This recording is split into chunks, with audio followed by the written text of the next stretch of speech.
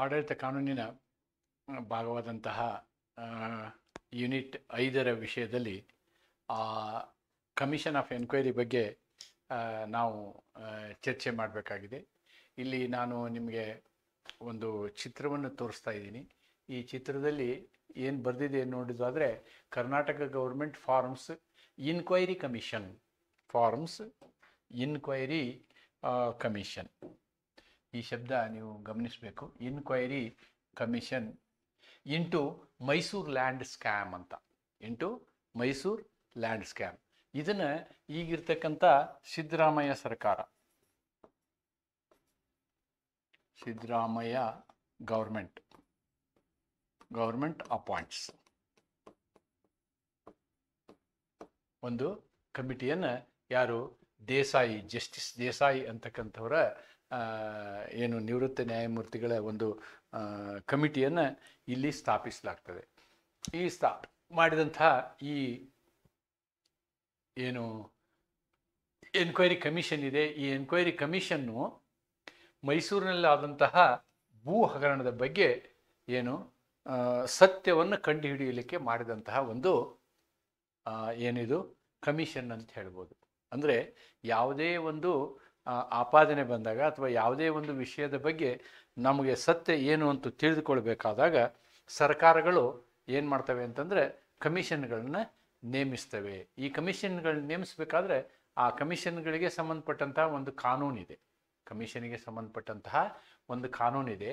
ಆ ಕಾನೂನಿಗೆ ನಾವೇನು ಹೇಳ್ತೀವಿ ಅಂತಂದರೆ ಕಮಿಷನ್ಸ್ ಆಫ್ ಇನ್ಕ್ವೈರಿ ಆ್ಯಕ್ಟ್ 1952. ಇಲ್ಲಿ ನೆನ್ಪಿಟ್ಕೋಬೇಕು, you have to mark this word inquiry ಅಂತಕ್ಕಂಥದ್ದು. ತನಿಖೆ, ಇನ್ಕ್ವೈರಿ ಅಂದರೆ ತನಿಖೆ ಅಂತಕ್ಕಂಥದ್ದನ್ನು ನಾವು ಗಮನಿಸಬೇಕಾಗ್ತದೆ. ಇಲ್ಲಿ ತನಿಖೆ ಅಂತಕ್ಕಂಥದ್ದು. Commission of enquiry, A commission of enquiry is A fact finding body. ನೋಡಿ, ಸತ್ಯವನ್ನು ಕಂಡುಹಿಡಿಯುವಂಥ ಒಂದು ಏನಿದು ಸಂಸ್ಥೆ ಇದು. ಅಪಾಯಿಂಟೆಡ್ ಬೈ ದ ಗೌರ್ಮೆಂಟ್, ಇದನ್ನು ಸರ್ಕಾರ ನೇಮಿಸ್ತದೆ. ನೋಡಿ, ಸಂಸತ್ತಲ್ಲ ಅಥವಾ ಸ್ಟೇಟ್ ಲೆಜಿಸ್ಲೇಚರ್ ಅಲ್ಲ, ಇಲ್ಲಿ ಸಿದ್ದರಾಮಯ್ಯ ಸರ್ಕಾರ ನೇಮಿಸಿದ್ದು. ಇನ್ವೆಸ್ಟಿಗೇಟ್ ಸ್ಪೆಸಿಫಿಕ್ ಇಶ್ಯೂಸ್ ಆಫ್, ಇಲ್ಲಿ ಸ್ಪೆಸಿಫಿಕ್ ಇಶ್ಯೂ ಯಾವುದು? ಮೈಸೂರು ಭೂ ಹಗರಣ, ಮೈಸೂರು ಭೂ ಹಗರಣ, ಅದಕ್ಕೆ ಸಂಬಂಧಪಟ್ಟಂತೆ ಇಲ್ಲಿ ಅಂತಹ ಸ್ಪೆಸಿಫಿಕ್ ಇಶ್ಯೂನ ಏನು ಇಶ್ಯೂ ಆಫ್ ಪಬ್ಲಿಕ್ ಇಂಟ್ರೆಸ್ಟ್, ಅದು ಸಾರ್ವಜನಿಕವಾಗಿ ಅದು ಏನೋ ಮುಖ್ಯವಾಗಿರಬೇಕು. It is usually set up under the commissions of enquiry act. ನೋಡಿ, ಕಮಿಷನ್ಸ್ ಆಫ್ ಎನ್ಕ್ವೈರಿ ಆ್ಯಕ್ಟ್ನ ಅಡಿಯಲ್ಲಿ ಈ ರೀತಿಯಾದಂತಹ ಒಂದು ಕಮಿಷನ್ಗಳನ್ನು ಸ್ಥಾಪಿಸಲಾಗ್ತದೆ. ಇವು ಪರ್ಮನೆಂಟ್ ಸಮಿತಿಗಳಲ್ಲ. ಆ ಉದ್ದೇಶ ಮುಗಿದ ಮೇಲೆ ಅದ್ರ ಕೆಲಸ ಮುಗಿದು ಹೋಗುತ್ತೆ. ಸಮಿತಿ ಏನು ಮಾಡ್ತದೆ, ತನ್ನ ಎಲ್ಲ ಸತ್ಯವನ್ನು ಕಂಡುಹಿಡಿದ ಮೇಲೆ ಒಂದು ವರದಿಯನ್ನು ತಯಾರು ಮಾಡ್ತದೆ. ವರದಿಯನ್ನು ಸರ್ಕಾರಕ್ಕೆ ಕೊಟ್ಟರೆ ಇದ್ರ ಕೆಲಸ ಮುಗ್ದು ಹೋಗ್ತದೆ. And can be appointed either by central government or by state government. ಇದು ರಾಜ್ಯ ಸರ್ಕಾರ ಅಥವಾ ಕೇಂದ್ರ ಸರ್ಕಾರ ಯಾರಾದರೂ ಈ ರೀತಿಯಾದಂತಹ ಒಂದು ಎನ್ಕ್ವೈರಿ ತನಿಖಾ ಆಯೋಗವನ್ನು ನೇಮಿಸಬಹುದು ಅಂತ.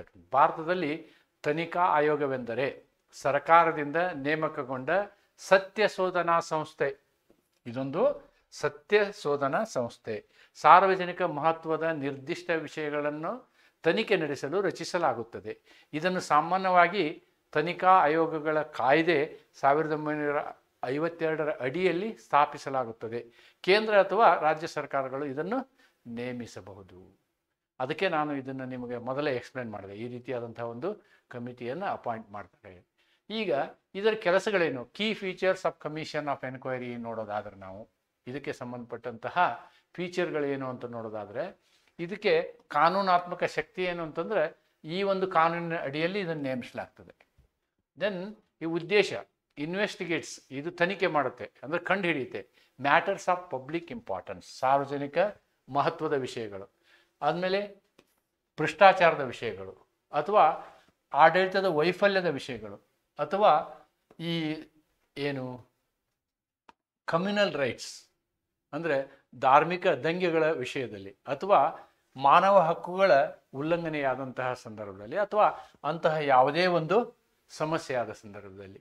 ಈಗ ಮಹಾಕುಂಭ ಮೇಳದಲ್ಲಿ ಹತ್ಯೆಯಾಗಿದೆ, ಅದ್ರ ಮೇಲೂ ನೀವು ಎನ್ಕ್ವೈರಿ ಕಮಿಷನ್ನ ನೇಮಿಸಬಹುದು ಅಂತಕ್ಕಂಥದ್ದನ್ನು ನಾವಿಲ್ಲಿ ಹೇಳ್ಬೋದು. ಅಥಾರಿಟಿ, ಇದಕ್ಕೆ ಅಥಾರಿಟಿ ಏನು? The commission has powers. ನೋಡಿ, ಈ ಒಂದು ತನಿಖಾ ಸಂಸ್ಥೆಗೆ ಅಧಿಕಾರ ಇದೆ. ಎಂಥ ಅಧಿಕಾರ? ದಿವಾನಿ ನ್ಯಾಯಾಲಯದ ಸಿವಿಲ್ ಕೋರ್ಟ್ನ ದಿವಾನಿ ನ್ಯಾಯಾಲಯಕ್ಕಿರುವಂತಹ ಅಧಿಕಾರ ಇದೆ. ನ್ಯಾಯಾಲಯ ಈ ರೀತಿ ಹೇಳಿದ್ಕೊಳ್ಳಿ ಒಂದು ತಿಳ್ಕೊಬೇಕು ನೀವು. ದಿವಾನಿ ನ್ಯಾಯಾಲಯ ಅಂತಂದ್ರೆ ಅದು ಯಾರನ್ನಾರು ಕರೆಸ್ಬೋದು, ಸಮನ್ಸ್ ಕೊಡ್ಬೋದು, ನೀನು ಬಾ ಅಂತ ಹೇಳ್ಬೋದು, ಅವನ ಹೇಳಿಕೆಯನ್ನು ತಗೋಬೋದು, ವಿಟ್ನೆಸ್ಸನ್ನು ರೆಕಾರ್ಡ್ ಮಾಡ್ಬೋದು, ಡಾಕ್ಯುಮೆಂಟನ್ನು ಕಲೆಕ್ಟ್ ಮಾಡ್ಬೋದು. ಇವೆಲ್ಲ ಸಿವಿಲ್ ಕೋರ್ಟಿನ ಅಧಿಕಾರಿಗಳು. ಆ ಎಲ್ಲ ಅಧಿಕಾರಿಗಳು ಈ ತನಿಖಾ ಸಂಸ್ಥೆಗೆ ಇರ್ತದೆ ಅಂತಕ್ಕಂಥದ್ದನ್ನು ನಾವು ನೆನ್ಪಿಟ್ಕೋಬೇಕು. ಕಾಂಪೋಸಿಷನ್ ಇದನ್ನು ಹೆಂಗೆ ರಚಿಸ್ತಾರೆ?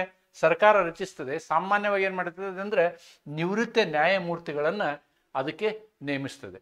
Usually led by a retired judge of the supreme court or the high court along with other appointed members. ಅದ್ರ ಜೊತೆಗೆ ಬೇರೆ ಸದಸ್ಯರುಗಳನ್ನು ಸೇರಿಸ್ಬೋದು. ಇಲ್ಲಿ ಮುಖ್ಯವಾಗಿ ರಾಜ್ಯ ಸರ್ಕಾರ ಆದರೆ ಏನು ಮಾಡುತ್ತೆ ಅಂತಂದರೆ ಮುಖ್ಯ ನ್ಯಾಯಾಲಯದ ನಿವೃತ್ತ ನ್ಯಾಯಾಧೀಶರನ್ನು, ಅಥವಾ ಕೇಂದ್ರ ಸರ್ಕಾರ ಆದರೆ ಸರ್ವೋಚ್ಚ ನ್ಯಾಯಾಲಯದ ನಿವೃತ್ತ ನ್ಯಾಯಾಧೀಶರನ್ನು ಈ ಒಂದು ಕೆಲಸಕ್ಕೆ ನೇಮಿಸುವುದನ್ನು ನಾವು ಗಮನಿಸಬಹುದು. ಆಮೇಲೆ ಇದು ಬೈಂಡಿಂಗ್ ನೇಚರ, ಇವರೊಂದು ರಿಪೋರ್ಟ್ ಕೊಟ್ಬಿಟ್ರೆ ಅದೇ ಫೈನಲ್ಲ? No, that is not there. ಸರ್ಕಾರ ಬೇಕಂದ್ರೆ ಅದನ್ನು ಉಪಯೋಗಿಸ್ಬೋದು, ಬ್ಯಾಡ್ ಅಂದ್ರೆ ಅದನ್ನು ಹಾಗೆ ಮುಚ್ಚಿಡ್ಬೋದು. So it is the discretion of the government. The commission submits a report with findings and recommendations. ನೋಡಿ, ಅದು ಸತ್ಯವನ್ನು ಕಂಡುಹಿಡಿದು ಅದನ್ನು ಏನೇನಿದೆ ಅನ್ನೋದನ್ನು ಹೇಳ್ಬೋದು ಮತ್ತು ತನ್ನದೇ ಆದಂತಹ ಶಿಫಾರಸುಗಳನ್ನು ಮಾಡ್ಬೋದು. But its report is not legally binding. ಆದರೆ ಇವ್ರು ಕೊಟ್ಟಂತಹ ರಿಪೋರ್ಟು ಲೀಗಲಿ ಕಾನೂನಾತ್ಮಕವಾಗಿ ಅದು ಬೈಂಡಿಂಗ್ ಅಲ್ಲ. However the government may choose to act on its recommendation. ಅದು ಕೊಟ್ಟಂತಹ ನಿರ್ದೇಶನಗಳ ಮೇಲೆ ಸರ್ಕಾರ ಏನು ಮಾಡ್ಬೋದು? ಶಿಫಾರಸುಗಳ ಮೇಲೆ ಬೇಕು ಅಂದರೆ ಆ್ಯಕ್ಷನ್ ತಗೊಳ್ಬೋದು. ಡ್ಯೂರೇಷನ್, ಇದಕ್ಕೆ ಡ್ಯೂರೇಷನ್ ಏನಿಲ್ಲ. ಡ್ಯೂರೇಷನ್ ಏನು? ಎಲ್ಲಿವರೆಗೆ ಸರ್ಕಾರ ಅದಕ್ಕೆ ಅಧಿಕಾರ ಕೊಡುತ್ತೋ, ಅಥವಾ ಇವ್ರ ತನಿಖೆ ಎಲ್ಲಿವರೆಗೆ ಮುಗಿಯಿತು, ತನಿಖೆಯ ಅವಧಿಯನ್ನು ಹೇಳ್ತಾರವರು. ಮುಗಿದೇ ಹೋದರೆ ಹೆಚ್ಚಿನ ಅವಧಿಗೆ ಇವರು ಸರ್ಕಾರದಿಂದ ಪರ್ಮಿಷನ್ ತಗೋಬೇಕಾಗ್ತದೆ. The government specifies the time. ನೋಡಿ, ಸರ್ಕಾರ ಟೈಮ್ ಹೇಳುತ್ತೆ, within which the commission must complete its work. ಸಾಮಾನ್ಯ ಏನಾಗುತ್ತೆ ಅಂದರೆ ಅಷ್ಟು ದಿನದೊಳಗೆ ಆ ಕೆಲಸ ಇನ್ವೆಸ್ಟಿಗೇಷನ್ ತನಿಖೆ ಮುಗಿಲಿಲ್ಲ ಅಂದರೆ ಇವರು ಸರ್ಕಾರಕ್ಕೆ ಮತ್ತೊಂದು ಪತ್ರ ಬರೆದು ಹೆಚ್ಚಿನ ಅವಧಿಗೆ ಪರವಾನಗಿಯನ್ನು ಕೇಳುವಂಥ ಸಂದರ್ಭಗಳನ್ನು ನಾವು ನೋಡಿದ್ದೀವಿ. ತನಿಖಾ ಆಯೋಗದ ಮುಖ್ಯ ವೈಶಿಷ್ಟ್ಯಗಳು ನಾನು ಹೇಳಿದ್ನಲ್ವಾ? ತನಿಖಾ ಆಯೋಗ ಉದ್ದೇಶ, ಅಧಿಕಾರ, ರಚನೆ, ಸ್ವರೂಪ ಮತ್ತು ಅವಧಿ ಇವೆಲ್ಲವನ್ನು ನಾನು ಚರ್ಚೆ ಮಾಡಿದ್ದೀನಿ. ಈ ಕಾನೂನಿನ ಅಡಿಯಲ್ಲಿ ಇದನ್ನು ಮಾಡಲಾಗುತ್ತೆ. ಉದ್ದೇಶ ಭ್ರಷ್ಟಾಚಾರ, ಆಡಳಿತ ವೈಫಲ್ಯ, ಸಾಮುದಾಯಿಕ ಗಲಭೆಗಳು, ಮಾನವ ಹಕ್ಕುಗಳ ಉಲ್ಲಂಘನೆಗಳು ಇಂಥ ವಿಷಯದ ಮೇಲೆ ತನಿಖೆಯನ್ನು ಮಾಡಿ ಸತ್ಯವನ್ನು ಕಂಡುಹಿಡಿಯುತ್ತದೆ. ಈ ಆಯೋಗಕ್ಕೆ ಸಿವಿಲ್ ನ್ಯಾಯಾಲಯದಂತೆ ಸಾಕ್ಷಿಗಳನ್ನು ಸಂಗ್ರಹಿಸುವ, ಸಾಕ್ಷಿಗಳನ್ನು ಕರೆದೊಯ್ಯುವ, ದಾಖಲೆಗಳನ್ನು ಪರಿಶೀಲಿಸುವ, ಪುರಾವೆಗಳನ್ನು ಸಂಗ್ರಹಿಸುವ ಅಧಿಕಾರವಿರುತ್ತದೆ. ಅದು ಸಿವಿಲ್ ಕೋರ್ಟ್ ಅಂದ್ಕೂಡಲೇ ಈ ಒಂದು ಡೈಲಾಗ್ ನಿಮಗೆ ನೆನಪಿರಬೇಕು. ರಚನೆ ಸಾಮಾನ್ಯವಾಗಿ ಸುಪ್ರೀಂ ಕೋರ್ಟ್ ಅಥವಾ ಹೈಕೋರ್ಟ್ನ ನಿವೃತ್ತ ನ್ಯಾಯಾಧೀಶರು ಅವ್ರು ನೇಮಿಸ್ತಾರೆ, ಮತ್ತು ಉಳಿದ ಸದಸ್ಯರನ್ನು ನೇಮಿಸ್ತಾರೆ. ಆಯೋಗ ತನ್ನ ತನಿಖೆಯ ವರದಿಯನ್ನು ಮತ್ತು ಶಿಫಾರಸುಗಳನ್ನು ಸರ್ಕಾರಕ್ಕೆ ಸಲ್ಲಿಸುತ್ತದೆ. ಆದರೆ ಈ ವರದಿ ಕಡ್ಡಾಯವಾಗಿ ಅನುಸರಿಸಬೇಕಾಗಿದ್ದುದಿಲ್ಲ. ಸರ್ಕಾರ ತನ್ನ ವೈಚಾರಿಕತೆ ಆಧರಿಸಿ ಕ್ರಮ ಕೈಗೊಳ್ಳಬಹುದು. ಅವಧಿ ಸರ್ಕಾರ ನಿರ್ಧರಿಸ್ತದೆ ಅಂತಕ್ಕಂಥದ್ದು. ದೆನ್ ಡಿಫರೆನ್ಸ್ ಬಿಟ್ವೀನ್, ನೋಡಿ ನಾ ಇದನ್ನು ಇಲ್ಲಿ ಯಾಕೆ ಕೊಟ್ಟಿದ್ದೀನಿ ಅಂತಂದರೆ, ನೀವು ಒಂದೊಂದ್ಸಲ ಜುಡಿಷಿಯಲ್ ಎನ್ಕ್ವೈರಿನೇ ಕಮಿಷನ್ ಆಫ್ ಎನ್ಕ್ವೈರಿ ಅಂತ ಅಂದ್ಕೋಬಾರ್ದು ಅಂತ. ಇವೆರಡೂದ್ರ ಮಧ್ಯೆ ವ್ಯತ್ಯಾಸ ಇದೆ. ನೋಡಿ, a commission of enquiry is a government appointed body investigating and submit a matter. ನೋಡಿ, a judicial enquiry is conducted by the judiciary. ನೋಡಿ, ಜುಡಿಷಿಯಲ್ ಎನ್ಕ್ವೈರಿ ಏನಾರು ಮಾಡೋದಿದ್ರೆ ನ್ಯಾಯಾಧೀಶರು ಒಂದು ತೀರ್ಪು ಕೊಡ್ತಾರೆ, ಮೇಕ್ ಎ ಜುಡಿಷಿಯಲ್ ಎನ್ಕ್ವೈರಿ ಅಂತ. ಅದು ಜುಡಿಷಿಯರಿ ಕೊಟ್ಟಂತಹ ತೀರ್ಪಿನ ಆಧಾರದ ಮೇಲೆ ನೇಮಕ ಆಗಿದ್ರೆ ಅದಕ್ಕೆ ನಾವೇನಂತೀವಿ? ನ್ಯಾಯಾಂಗ ತನಿಖೆ ಅಂತೀವಿ. ಆದರೆ ಸರ್ಕಾರ ಮಾಡಿದರೆ ಅದಕ್ಕೆ ನಾವೇನಂತೀವಿ? ಕಮಿಷನ್ ಆಫ್ ಎನ್ಕ್ವೈರಿ ಅಂತೀವಿ. ನೋಡಿ, ತನಿಖಾ ಆಯೋಗ ಮತ್ತು ನ್ಯಾಯಾಂಗ ತನಿಖೆಯ ನಡುವಿನ ವ್ಯತ್ಯಾಸ ಅಥವಾ ಭಿನ್ನತೆ ಅಂತಲೂ ಹೇಳ್ಬೋದು. ನಾವು ಭಿನ್ನತೆ ಅಂತಲೂ ಹೇಳ್ಬೋದು. ತನಿಖಾ ಆಯೋಗ ಇದು ಸರ್ಕಾರದಿಂದ ನೇಮಕಗೊಂಡ ಆಯೋಗವಾಗಿರುತ್ತದೆ ಮತ್ತು ಸರ್ಕಾರಕ್ಕೆ ವರದಿಯನ್ನು ಸಲ್ಲಿಸುತ್ತದೆ. ಇದು ನ್ಯಾಯಾಂಗದ ಮೂಲಕ ನಡೆಯುವ ತನಿಖೆಯಾಗಿದ್ದು ಹೆಚ್ಚಿನ ಕಾನೂನು ಪ್ರಾಬಲ್ಯ ಹೊಂದಿರುತ್ತದೆ. This is more powerful. Judicial enquiry is more powerful ಮತ್ತು ನ್ಯಾಯಾಲಯದಲ್ಲಿ ತೀರ್ಪುಗಳಿಗೆ ಕಾರಣವಾಗಬಹುದು. ಈ ರಿಪೋರ್ಟನ್ನು ತೆಗೆದುಕೊಂಡು ನ್ಯಾಯಾಲಯ ಇದರ ಆಧಾರದ ಮೇಲೆ ತೀರ್ಪು ಕೊಡ್ತದೆ. ಆದ್ದರಿಂದ this is having more weight, more power ಅಂತ ಹೇಳಿ ಹೇಳ್ಬೋದು. ಓಕೆ, ಈಗ ಕಮಿಷನ್ಗಳು ಯಾವ್ಯಾವುದು ಕಮಿಷನ್ನು ನೋಟೇಬಲ್ ಕಮಿಷನ್ಸ್ನ ನಾವು ನಿಮ್ಮ ಗಮನಕ್ಕೆ ಏನಾದರೂ ತರೋದಾದರೆ ಈ ಶಹಾ ಕಮಿಷನ್ ಭಾಳ ದಿನಗಳವರೆಗೆ ನಡೆದಂತಹ ಕಮಿಷನ್ ಇದೇನಾಯಿತು ಅಂದರೆ ಇಂದಿರಾ ಗಾಂಧಿಯವರ ಕಾಲದಲ್ಲಿ ತುರ್ತು ಪರಿಸ್ಥಿತಿಯನ್ನು ಜಾರಿಗೆ ಮಾಡಿದರು. ಆ ಜಾರಿಗೆ ಮಾಡಿದಂತಹ ಸಂದರ್ಭದಲ್ಲಿ ಆದಂತಹ ಅಧಿಕಾರದ ದುರುಪಯೋಗದ ಬಗ್ಗೆ ತನಿಖೆ ಮಾಡಿದಂತಹ ಕಮಿಷನ್ಗೆ ನಾವು ಶಹಾ ಕಮಿಷನ್ ಅಂತ ಹೇಳ್ತೀವಿ. ದೆನ್ ಲೆಬರಾನ್ ಕಮಿಷನ್, ನೋಡಿ ಈ ಬಾಬ್ರಿ ಮಸೀದಿ ಡೆಮಾಲಿಷನ್ ಆಯ್ತಲ್ವಾ, ಅದ್ರ ಮೇಲೇನೂ ಒಂದು ಕಮಿಷನ್ನ ಅಪಾಯಿಂಟ್ ಮಾಡಿದ್ರು, ಅದಕ್ಕೆ ಲೆಬರಾನ್ ಕಮಿಷನ್ ಅಂತ ಹೇಳ್ತೀವಿ.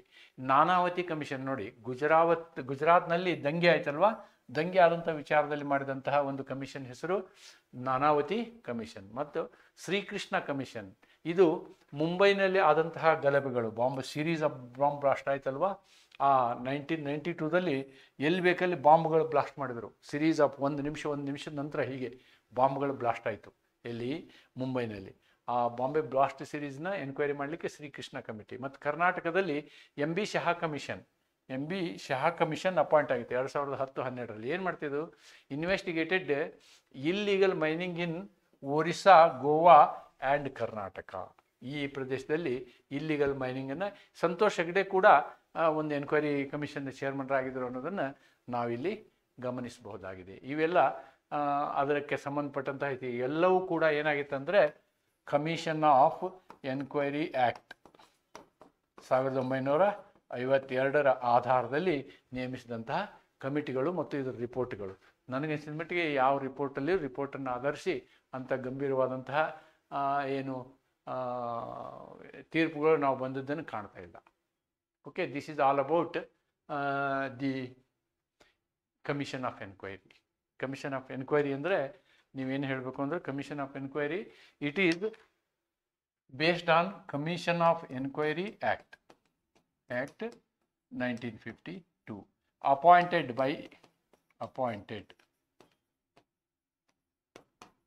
by government may be union government or state government, ಯಾವುದಾದರೂ ಇರ್ಬೋದು. ಆಮೇಲೆ recommendation, only it is A recommendation body, may be considered, may not be considered. ಒಂದು ವಿಷಯದ ಬಗ್ಗೆ ತನಿಖೆ ಮಾಡೋದಕ್ಕೋಸ್ಕರ ಆ ತನಿಖೆಗೆ ಅನೇಕ ಕಾರಣಗಳನ್ನು ನಾನು ಹೇಳಿದ್ದೀನಿ. ಈ ಎಲ್ಲ ಕಾರಣಗಳಿಗಾಗಿ ನಾವೇನು ಮಾಡ್ತೀವಿ ಅಂದರೆ, ತನಿಖಾ ಒಂದು ಸಂಸ್ಥೆಯನ್ನು ಈ ಕಾನೂನಿನ ಮುಖಾಂತರ ತನಿಖಾ ಸಂಸ್ಥೆಯನ್ನು ನಾವು ರಚಿಸಿ ಆ ಸತ್ಯವನ್ನು ನಾವು ಸರ್ಕಾರ ಸತ್ಯವನ್ನು ತಿಳ್ಕೊಳ್ಳೋದಕ್ಕೆ ನೋಡ್ತದೆ ಅಂತಕ್ಕಂಥದ್ದನ್ನು ಇಲ್ಲಿ ಕಾಣ್ಬೋದು. ಇಷ್ಟು ಹೇಳ್ತಾ ಈ ವಿಡಿಯೋನ ಇಲ್ಲಿಗೆ ಮುಕ್ತಾಯಗೊಳಿಸ್ತೇನೆ. ನಮಸ್ಕಾರ.